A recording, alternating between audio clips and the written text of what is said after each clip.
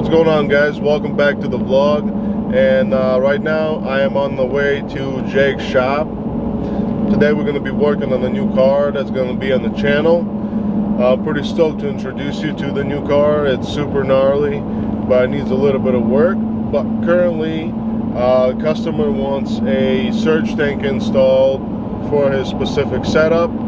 So that is our project, to get that in and route all the lines. And well, we're very pumped to do that.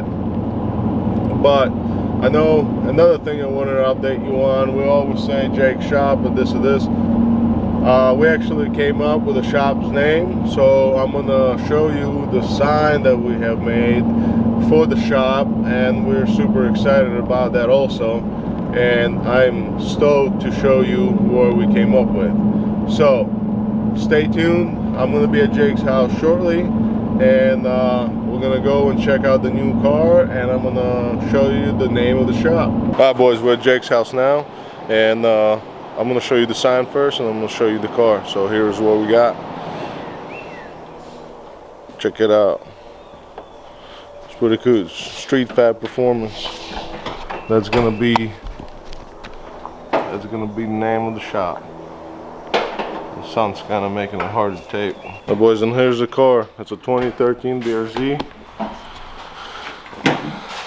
that we're putting the surge tank in. Jake already got it started. Took the back seats out, getting access to where we're gonna mount the pump. Sit on some drag radials, but the most exciting part, it's a 5.3 LS with a twin turbo setup. So we're gonna do some cleanup in his engine bay, get all the wires cleaned up, move the battery, move his fuse box back a little bit, and just basically clean it up, make it look a lot nicer. But the guy did his own swap. It has these gnarly pipes on it sticking right by the windshield, which is pretty cool. But yeah, that's what we're working with today.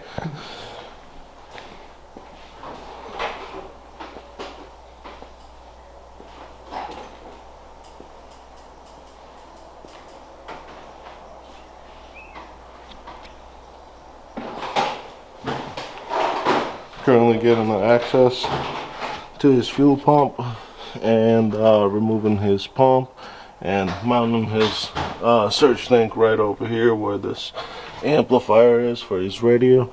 That's going to get moved to a different location. So Jake already started removing everything, and we're going to get this car up on the jacks and start working on it. But here's the surge tank that he went with.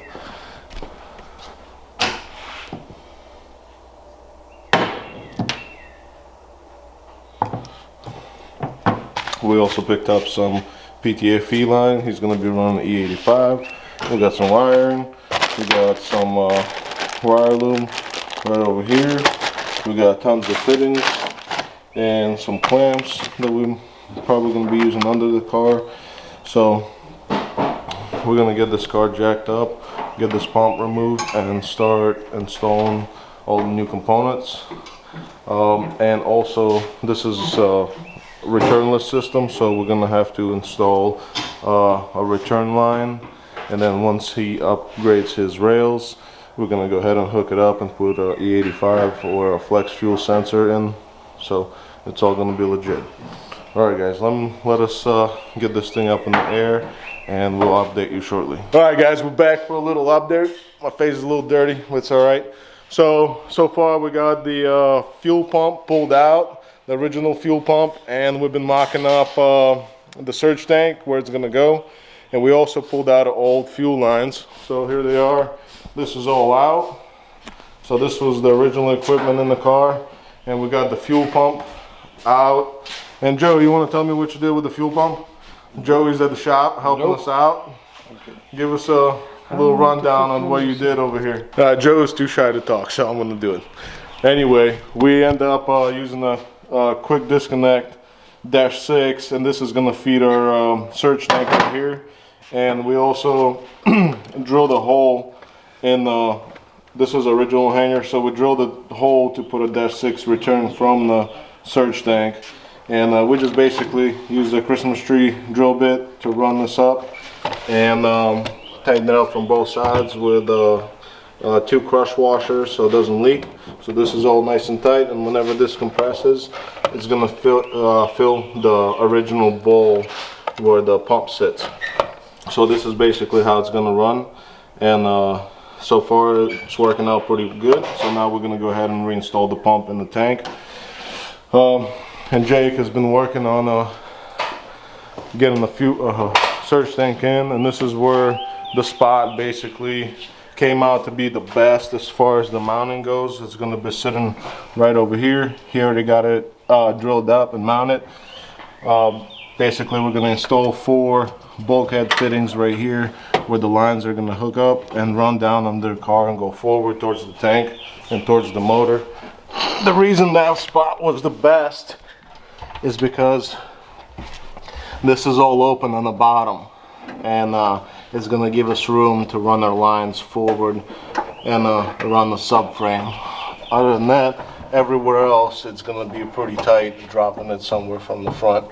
And on top of that, we didn't want to install it too close to the passenger or the back seats, because if there's any fuel leaks, it'll go right into the cabin, and you don't want any fuel right next to you anyway. So I think if anything's going to leak, and hopefully it will not, it will just leak right down on the wheel well, and it's away from the passengers. So now Joey's putting that pump in, and we're going to go ahead and completely mount this down. And after that, we're basically going to have to make a run to Summit, because we don't have any bulkhead connectors, not at least what we need. And it's going to be something like this. They'll go through the trunk straight down, and then this will run, the straight one will run to the motor, and these will be sticking up in the trunk. So there will be 4 of them, 2 returns and 2 feeds. So that's basically how it's going to work out. Alright guys, everything's mounted and secured, ready to rock and roll. So we're ready to start routing the new lines and hook up all the wires. So basically this is what it looks like inside of here. The pump is in.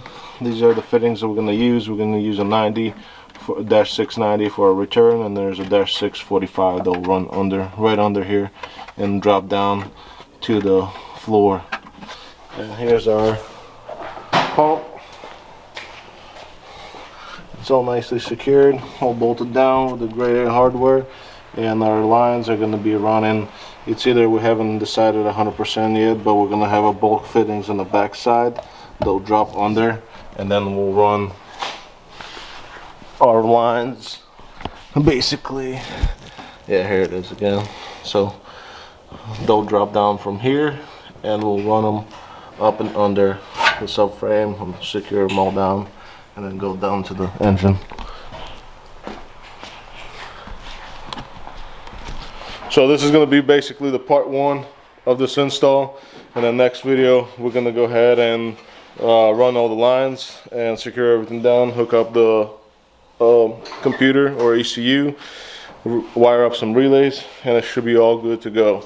So this is going to be it for this one. It's just a quick video on today's install, and we're going to carry on a different day. So thank you guys for watching. Like, subscribe, and I'll see you in the next one.